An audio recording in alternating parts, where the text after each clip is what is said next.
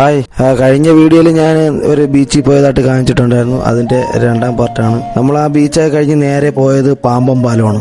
പാമ്പം പാലം നമ്മൾ കണ്ടിരിക്കേണ്ട ഒരു നിർമ്മിതി തന്നെയാണ്. ഒരു അടിപൊളിയാണ്.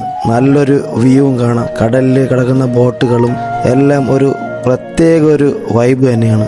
സത്യം പറഞ്ഞാൽ നമ്മുടെ തൊട്ട് അയൽ സംസ്ഥാനമായ ഈ തമിഴ്നാട്ടിലുള്ള ഈ നിർമ്മിതി നമുക്ക് പോയി കാണാൻ പറ്റുന്ന ഒരു സ്ഥലമാണ്. ഒരുപാട് പൈസയൊന്നും മുടക്കണ്ട. ജസ്റ്റ് നമുക്ക് 1, 2, 3 കൂട്ടുകാരന്മാരായിട്ട് പോയി അടിച്ചു പൊളിക്കാൻ പറ്റുന്ന ഒരു സ്ഥലമാണ്.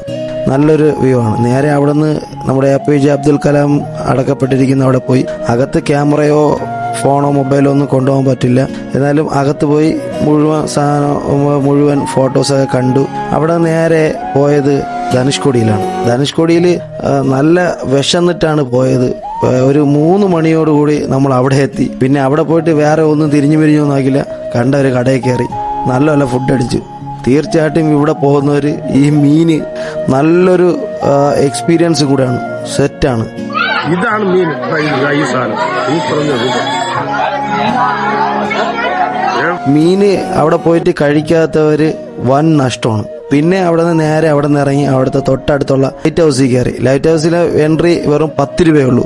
ലൈറ്റ് ഹൗസിൽ കയറാൻ 2 ഓപ്ഷൻ ഉണ്ട്. ഒന്ന് ലിഫ്റ്റിലും ഒന്ന് നമ്മൾ തന്നെ പടിക്കെട്ട് കയറണം. പക്ഷേ അതിന്റെ മേളിൽ പോയിട്ട് കാണേണ്ട ഒരു വ്യൂ തന്നെയാണ്. ഞാൻ പടിക്കെട്ട് കയറിയാണ് പോയത്. ഒരുപാട് സമയം വെയിറ്റ് ചെയ്യാനുള്ള സമയമില്ലായിരുന്നു. നേരെ പടിക്കെട്ട് കയറി മേളിൽ പോയി അവിടെ നിന്ന് നമ്മൾ നോക്കുമ്പോൾ ഒരു 360 വ്യൂ തന്നെ കാണാം. ഒരു അടിപൊളി ഒരു കാഴ്ചയാണ്.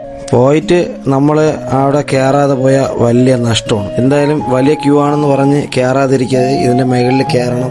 അതിൻ്റെ മുകളിൽ നിന്നുള്ള വ്യൂ നിങ്ങൾ അവിടെ നിന്ന് കാണുന്ന വ്യൂ തന്നെ നമ്മുടെ മനസ്സിനെയൊക്കെ വല്ലാത്തൊരു ഫീലിംഗ് ആണ്. അതിൻ്റെ മുകളിൽ കയറിയിട്ട് ഈ വ്യൂ ഒക്കെ കാണുമ്പോൾ.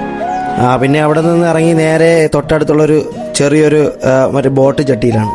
പണ്ട് മീനൊക്കെ കൊണ്ട് വിൽക്കാൻ വേണ്ടി വരുന്നൊരു ചട്ടിയാണ്. അവിടെ ചെറിയ ഒരു പ്രശ്നമുണ്ട്. ചെറിയൊരു ആട്ടം ഉണ്ടായിരുന്നു. നമ്മുടെ ഒരു സുഹൃത്ത് അത് അവിടെ നിന്ന് നോക്കുന്നതായിട്ട് കാണാം. പിന്നെ നമ്മളവിടെ കയറി. വേറെ പ്രശ്നമൊന്നുമില്ല. നേരെ അവിടെ നിന്ന് പോയത് ധനുഷ്കോടിയിലെ ഏറ്റവും അങ്ങറ്റത്താണ്. പക്ഷെ അവിടെ ഒരു പ്രതീക്ഷയോടാണ് പെയ്യത്. മറ്റേ ബൈനോക്കുലർ വെച്ച് ശ്രീലങ്ക കാണാമെന്നുള്ളൊരു ഇതാണ്.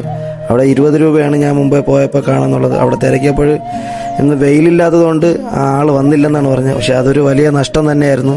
ഈ വീഡിയോ ഇഷ്ടമായെങ്കിൽ നമ്മുടെ പേജ് ഒന്ന് ഫോളോ ചെയ്യണം. മറ്റൊരു വീഡിയോയുമായി നമുക്ക് വീണ്ടും കാണാം. Okay, by.